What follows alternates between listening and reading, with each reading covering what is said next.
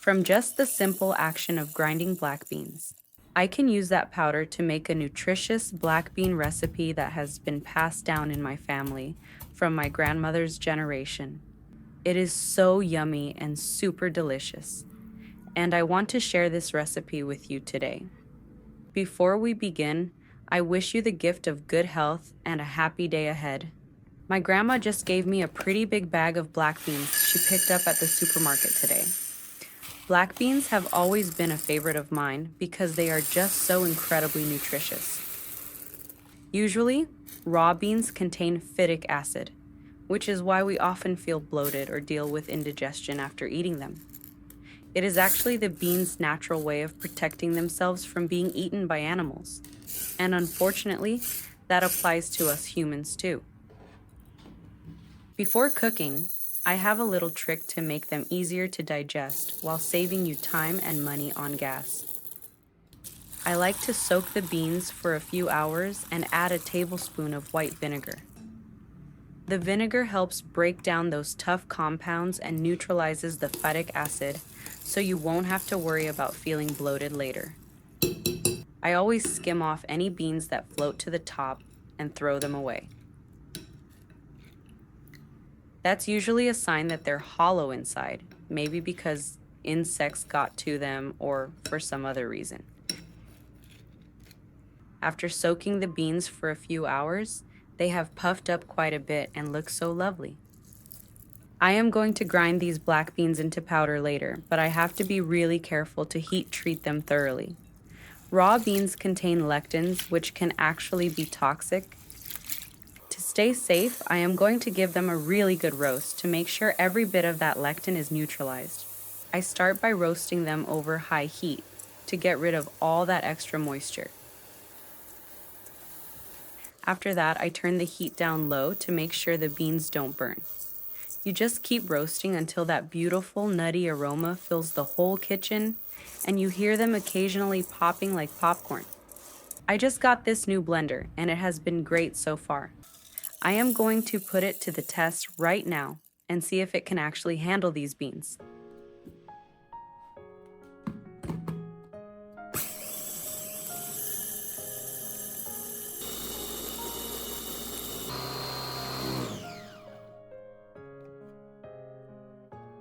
So, my super nutritious black bean powder is all finished.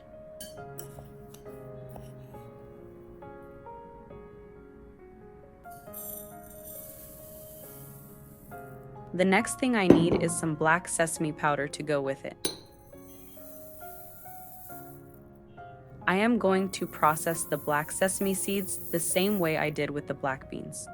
While I am working on that, I want to share some insight into why black sesame is so good for your health.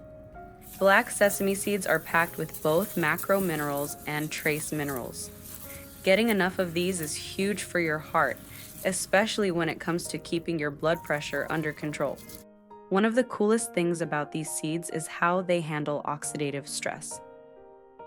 If you haven't heard of it, oxidative stress is basically cell damage that can lead to chronic issues like diabetes, heart disease, or even cancer.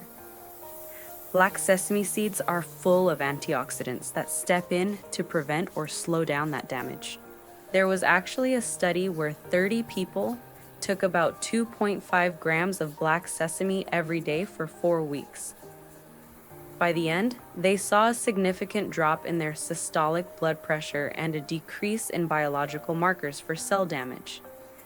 In fact, a big review of 7 different studies found that 5 of them showed real improvements in blood pressure. And for anyone wondering about their hair and skin, there is a reason you see sesame oil in so many shampoos and lotions. While we still need more direct research on the effects of eating them, these seeds are loaded with the exact nutrients known to keep your skin glowing and your hair strong.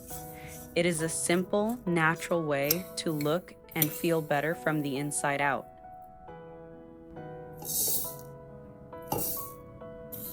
The roasted black sesame powder smells absolutely incredible.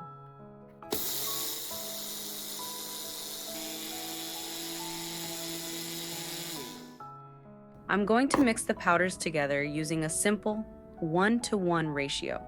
You can use this powder to make a nutritious soup or simply mix it with hot water for a healthy drink. As for me, I am going to use it to bake some treats for my whole family to enjoy. I add about 1.5 cups of flour.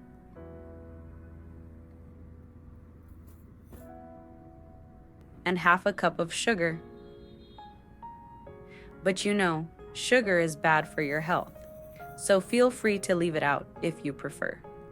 Since I am cooking for the kids at home, I am going to add a bit of sugar anyway, just to make sure they enjoy it. I pour in some warm water while I am stirring.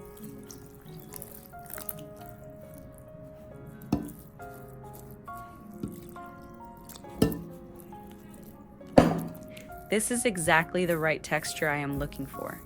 It has reached that perfect consistency. To prevent the dough from sticking to the mold, I am going to brush a little olive oil onto the surface for a better non-stick effect. I actually planned to buy some specialized parchment paper at the store, but I couldn't find any that fit the specific mold I am using.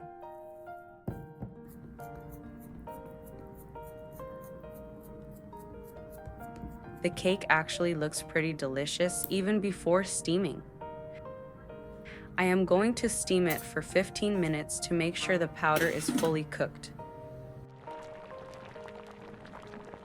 However, I am not going to take it out right away. Instead, I will let it sit in the heat for another 5 minutes. The cake smells amazing after steaming. To keep it from sticking to the knife when cutting, I coated the blade with a bit of olive oil beforehand. And we cannot forget the most important step: coating a layer of white sesame seeds. This is what makes it absolutely delicious.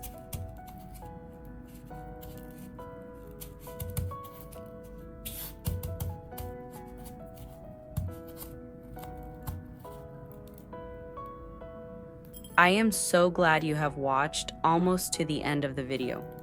What do you think about this dish? And hope that after watching, you will try making one to enjoy yourself. I bet you are going to love it.